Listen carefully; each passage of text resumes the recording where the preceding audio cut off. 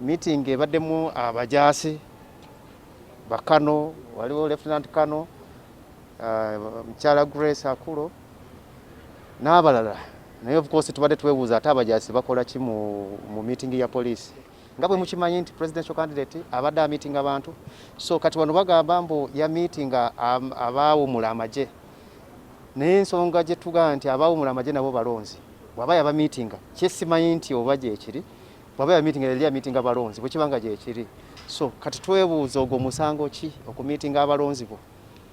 so naye bagambye akomewo ku Lwokubiri olujja ssaawa 3 tujja kuba weetuli okumwerekerako kigambibwa nti of course ffe tusinziira ku intelligence report era mwe tujja allegation Gen Tumukunde abadde ng'ayina meetings bw'aba na army veterans ng'ayina engeri gy'abakungamu n'abakubi abagamba ffe intelligence byeraga nti biyinza okuba nga bisobola okutataganya obuterenkevu bw'eggwanga